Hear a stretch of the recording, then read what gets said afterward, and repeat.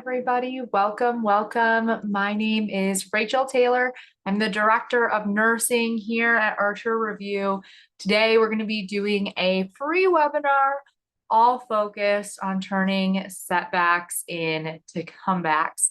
So welcome. I am super glad to have you all here joining us, and let's go ahead and let's get started. Let me know in the comments if this is your first time at an Archer Review webinar. Let me know if this is your first time ever attending. Let me know in the chats, in the comments. But let's go ahead and let's get started. So the first thing I want to ask is I'm going to open up Slido and I want to know, where are you joining us from? Where in the world are you at? So how you can go ahead and join is you can take your mobile device, you can scan that QR code, type in comebacks, and it will join you into the event. I myself live in South Dakota. It was super warm yesterday, which was really nice. It was in the 90s. But let me know where you are joining from. You can also just drop a comment if you don't want to put it here. Someone in Florida, amazing. And again, if Slido isn't working, you can scan that QR code or go to slido.com. The Philippines, California, we've got Maryland, Ghana, Texas. We've got several people that are like, yes, this is my first time attending and joining. Amazing. Glad to have you guys here. Somebody did ask, hey, is this going to be recorded and where does it go? So it is recorded. It will go on our Facebook page. It will also go on our YouTube channel. So there are really two big places that you can go ahead and you can find that material. We've got people joining from North Carolina, Canada, Miami, Texas. Amazing. I always think this is a really fun question to ask in Kenya as well, because it shows us that one thing is uniting all of us, even from across the globe. And that is nursing education. That's becoming nurses. That's passing the NCLEX or maybe getting help in nursing school. And I think it is the coolest thing. All right. So let's talk about some common reasons for failing. And I just want to start by asking, has anyone ever failed a test here? Whether it's the NCLEX, whether it was a test in nursing school, has anyone ever failed a test? I'm going to tell you guys, I have failed a test. My very first exam that I took in A&P, one of my pre-nursing classes, I got a 40%. I totally failed it. I called my mom crying. I was like, Mom, I can't be a nurse. I can't even pass A&P. I got a 40%. And that was kind of my wake-up call of, hey, I wasn't doing things the right way. I wasn't doing things in a way that worked for me. And I hadn't figured out yet what worked for me and what didn't. And so what we find is there are common reasons for failing any exam and the NCLEX specifically. This looks different for everybody. It could be that, hey, we just didn't spend enough time in preparation. We always were one of the top in our class. We thought it was going to be fine. And we go to test and it's like, oh my goodness, I wasn't quite ready for that. It could be the overthinkers. Do I have any overthinkers in the group? I myself am a definite overthinker. I have this need for perfection. And if I can't reach perfection, I think of every single scenario that isn't perfection. And it drives me crazy a little bit, right? And so if you're an overthinker, sometimes it can lead to this extra self-doubt. And when we have self-doubt and we fuel that, we cannot fuel self-confidence. Now, the other thing, maybe test anxiety. I also really significantly struggled with test anxiety. Some of the causes of my test anxiety were that I oftentimes, had this fear of failure. What happens if I fail this exam? And it fueled this test anxiety. And what I found was when I was full of test anxiety, I would go into what is called your fight, flight, or freeze. Has anyone ever experienced this during a test? When you're like, oh my goodness, I either need to get out of here, or you feel kind of frozen, kind of stuck in place. That's an indicator that your test anxiety is too high. It could be that, hey, we just don't have strong study skills yet, and that's okay. That's something we can grow and work on together. And then the last thing is cramming, cramming and nursing school, right? Like that is totally something that leads to us failing exams. So has anyone ever crammed for a test, crammed for the NCLEX, crammed for a test in nursing school? Anyone ever done that? Let me know in the comments. I'm seeing lots of yeses here. Okay. Yeah, seeing more yeses coming through.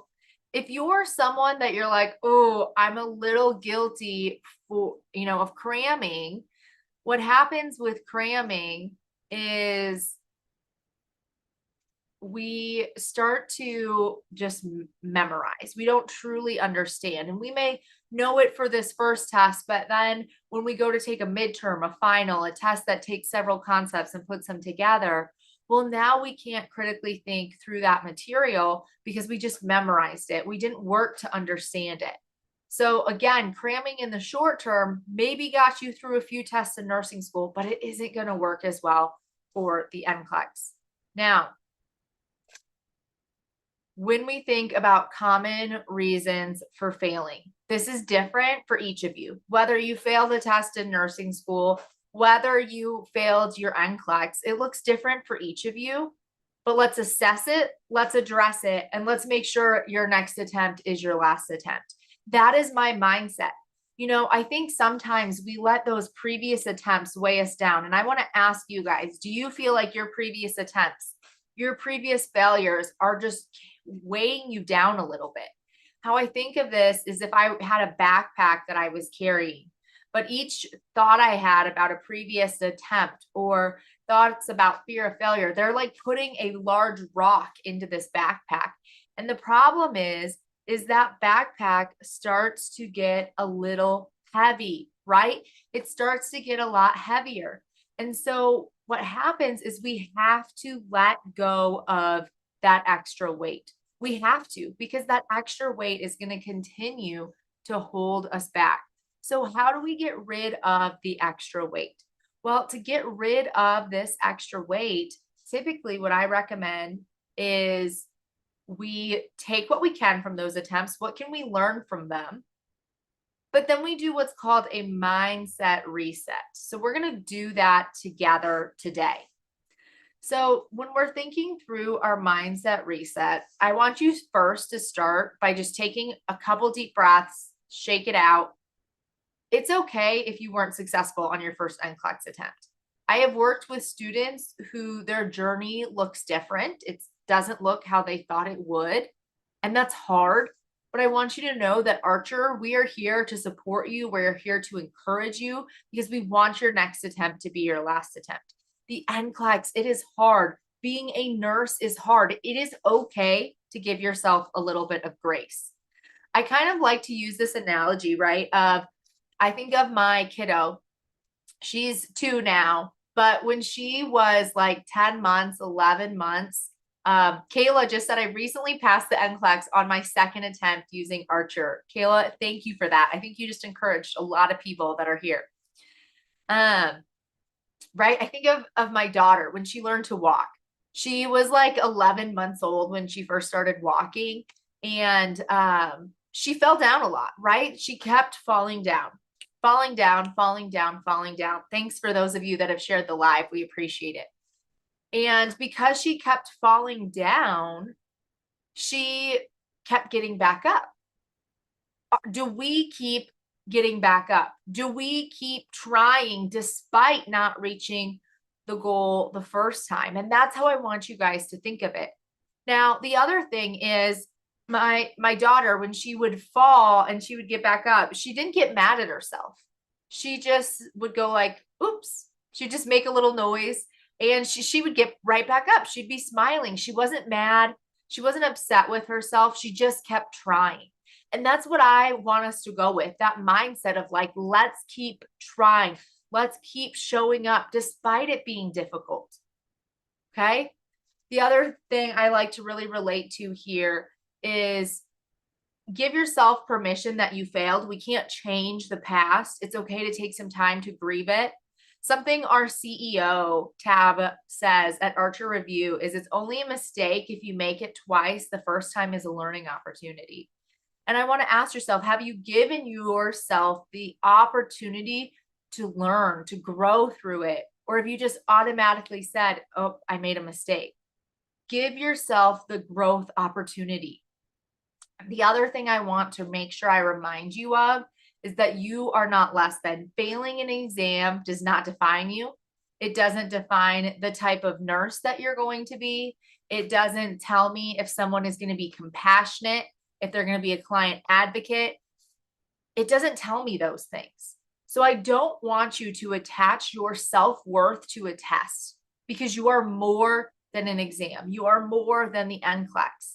Now, does it suck? Does it absolutely suck? I don't have a better word for it when you fail. Absolutely, right? It is hard. It is challenging. It is a roadblock, but we can overcome these barriers so that you can still be successful. And I want you to know that you are not alone in this. You have a whole team here at Archer here to support you. And I want you to learn to really embrace the learning curve. Okay. It's okay to not know everything. And I think we have to tell ourselves that, yep, I don't need to know everything, but I need to consistently show up and do the best I can. Don't be afraid to ask questions or to ask for help when it's needed.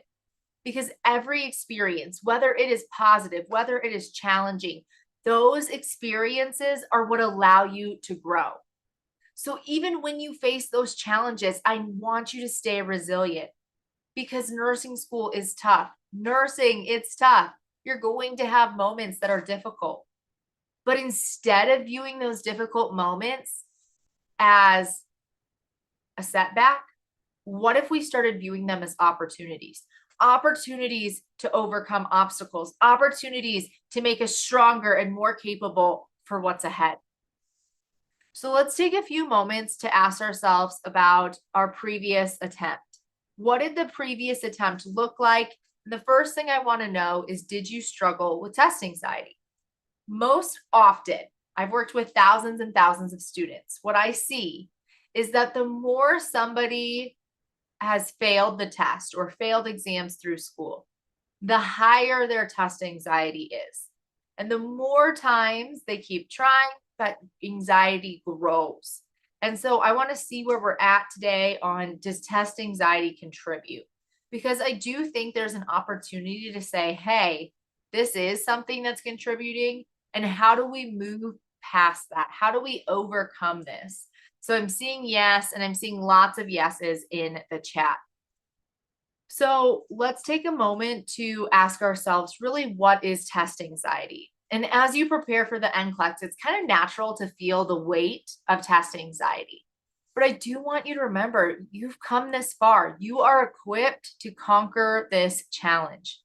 I want you to think of every study session as just a step closer to your dream of really becoming a nurse. But you have to believe in yourself. I know I believe in you. I want you to believe in you as well. You have worked hard. You have gained the knowledge. Trust your abilities. Now, when I think about test anxiety, it's this performance stressor. It's this pressure that leads to thought blocking, where we can't recall information we previously knew. Our mind goes blank. We feel like we want to just get out of that exam. The problem with this is then we cannot pull from our clinical judgment and we cannot critically think. And without clinical judgment, without critical thinking, it is a lot harder for us to be successful on the exam. Now, I want you to take a moment and to ask yourself, what causes your test anxiety? Maybe it is that you have that need for perfectionism, like what I was talking about. Maybe it's pressure from others, or your family really needs this financially, or this is how you're coming to the US or going to Canada. Maybe it's that you have a fear of failure. You're like, what if I fail one more time? I don't know that I can. I don't know that I could get back up from that. Maybe it's that your mindset has truly taken control. And instead of telling yourself that you are capable, you are worthy, you start to say, hey, I don't know if I can do this. It may be a lack of confidence, or we haven't had that adequate preparation yet, and you just don't know where to get started. I want you to take a moment to ask yourself, hey, what has caused my test anxiety? And I want you to drop that in the comments, or you can go ahead and you can put it in Slido. Another individual, Mark, put, thanks, Archer. I passed last Monday. QBank helped a lot from the Philippines here. Amazing. Thank you for letting us know, Mark. Congratulations and welcome to the nursing profession. Okay, some of you are saying the fear of unknown. That's something that is really challenging for you. Some of you are saying perfectionism. You just have generalized anxiety. If you're someone who you're like, I can't get control of this, that is when you need to reach out to your healthcare provider. So what if we worked to actually prevent some test anxiety? I want you guys to think of test anxiety as a friend, a super annoying friend. They don't really get the hint when you're like, oh, I don't want you here. You need to head out, right? In small amounts, test anxiety, it keeps us alert. It keeps us motivated. Mild test anxiety has actually been shown to increase your performance because it leads to this heightened awareness. It makes us more alert. But once we get to moderate, once we get to severe levels of test anxiety, that's when we start to experience those symptoms, like our mind going blank, we get nauseous, we get tachycardic. Honestly, what happens to me is I get really, really red. Like my whole face gets red. I start to sweat a lot. I get very nervous and anxious, and I lack confidence when I get test anxiety. And so if we think about it, if we work to say, okay, these are my indicators of test anxiety, then this is what I need to do to, this is what I need to work to combat it. Let me know, what are your signs and symptoms? What are you like, hey, this is how I present when I am anxious? Anyone have something specific where you're like, oh, yep, that's what happens?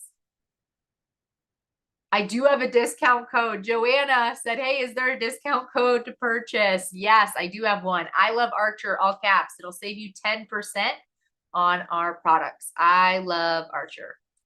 Okay, someone said I start to fidget. Escapism. Yes, absolutely. Anyone else have something that they start to feel, they start to do when they get anxious? Shake my leg. Yep. Mind blocking. Lose my mind. Absolutely. There can be an emotional response. If I'm really, really anxious, I struggle to keep my emotions. I'm kind of a crier. So if I get anxious, sometimes I start to cry, which is a little embarrassing, but emotions, they take over sometimes. But that's only if I'm really, really anxious. It doesn't happen super often. But yeah, you can become tachycardic. Absolutely. So if you know your signs and symptoms, the best part of this is then you can combat that test anxiety. Now, how I want you to do that is before the exam, I want you to make sure you're prepping adequately. Archer Review, we are a one-stop shop for your NCLEX review needs. You do not need another product if you have Archer. We have everything. We have a 3-day live review, which is the high yield content. We have on-demand videos, over 3,000 questions, over 65 unfolding case studies. We have over 3,000 total questions in our QBank. We truly have it all here. And how you know you're ready to test is you're 80% through the QBank and you get 4 highs or very highs consecutively.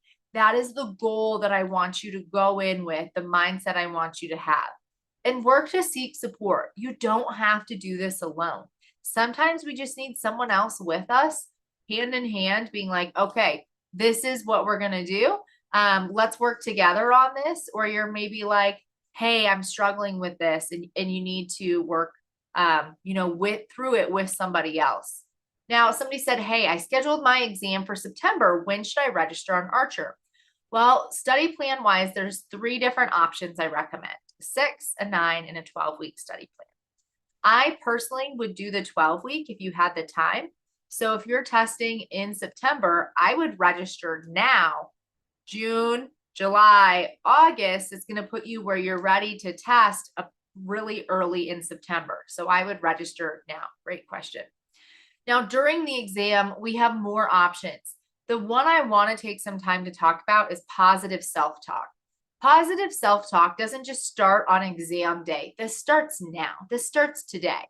Anyone ever tell yourself or doubt yourself if you're ready to test or if you're ready for this, if you're going to be good enough at this? Anyone do that? Is that something any of you struggle with? Okay, I'm seeing lots of yeses in the chat. Okay. Several people in Zoom said yes, a couple on TikTok, and I'm not seeing any on Facebook or YouTube, but several of you are saying yes. So I want you to start talking to yourself how you would talk to your best friend, how you would talk to your kiddo, how you would talk to your parent or your sibling when you're trying to motivate them. How would you talk to someone else? Because I know you wouldn't tell them they weren't good enough and they weren't ready. You would say, hey, you are capable. You can do this. And I'm going to walk alongside you until you get there. And imagine if you started reframing this to yourself. I think it would make a huge difference in your ability to be successful on this test. So I want you to start thinking of how can you reframe your mind to make sure that when you are prepping for this exam, that you are going with intention, you are going with confidence to really make sure that you give yourself your best shot at success. Because here's the thing, we get to decide.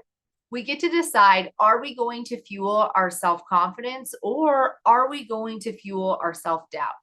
And so we can make that choice today. And I don't know about you guys, but I'd rather be fueling my self-confidence over my self-doubt because I know that's going to be a lot more likely to lead to success. Yep, absolutely. What you choose and what you believe does incredible things. I've seen it time and time again. Now, we do have a webinar exclusive discount code. I already shared it once, but here it is on the screen. It is I Love Archer. I Love Archer in all caps will give you 10% off. Yeah, someone said, as soon as I reach question 86, I get really anxious. So if that's like, ooh, that's something that makes me really anxious, what I would really make sure that you're doing is I would plan for 150. Plan for 150 questions. Don't plan for 85, right? Because I see so many students, they pass in the max, but at 86, it gets in their head of, oh, I didn't pass in the minimum. I don't care what number you pass at. If you passed, you passed. And so we need to kind of reframe that mind of, okay, it's okay to get more than 85 questions. And that's usually why I tell students to take a break at question 86, because it is a time that naturally we just kind of struggle a little bit because it didn't shut off. Now, here's some things that I want you to ask yourself. I want you to ask yourself, what are you going to do different this time? What is going to look different this time compared to prior times? How are we going to rephrase that? Someone said, can I use the code next month? It potentially will still be there, but I honestly don't know how long the code will be good. What I would recommend doing is I would actually recommend going ahead and putting, buying the product now, and you can just freeze your account right away where you don't activate it. And then the second thing I want you to ask yourself is, how am I going to stay accountable and how am I going to be consistent? Because accountability and consistency, they matter so much, right? When we are accountable, when we are consistent, we get better. It's like going to the gym. If I'm going to start going to the gym once a week, am I going to see results? No, probably not. But let's say I start exercising every single day. Well, I bet in a couple weeks, in a couple months, there would be changes, right? Because we have to be consistent. We can't just show up once in a while. So I want you to ask yourself, how can I stay consistent? How can I stay accountable? Is that something you're good at, or is that something that you need some help and support with? Somebody asked, Carl said, does it stop at question 85? Meaning if it stops there, there's a possibility of a fail, or if the computer gives you more, it means you can gauge that you can pass it. There is no number that tells me if a student passed or if a student failed. I get asked this all the time. Go in, do the best you can on every question. And the best you can is good enough. Do not try to gauge if you passed or failed based on the number of questions, because you're going to be disappointed. You're not going to be accurate. Okay. Go in, do the best you can on every single question. And I want you to really make sure that you are going in with intentionality. And at Archer, we really focus on our readiness assessments. The goal is 4 highs or very highs consecutively on readiness assessments. Now, the next thing is to stay motivated. Anyone to the point that they lack motivation? No, time does not matter for each question. You have up to 5 hours to complete the whole test. On average, you want about 2 minutes per question, but it doesn't have to be that specific. Anyone feeling a little bit of a lack of motivation? Anyone there? There's going to be days that you're going to be like, Rachel, I am not up for studying. I do not feel like this. This has been a lot. And I want you to write your why on a Post-it note. Put it in your study area and let that motivate you when things are tough. When I was in school, I told you guys that I got a 40% on a quiz and on a test, I should say, on my first test. And I almost walked away. I started to lack motivation. And in that moment, I had to decide, am I going to walk away from what I want to pursue? Or do I need to let this be my indicator that I need to get motivated?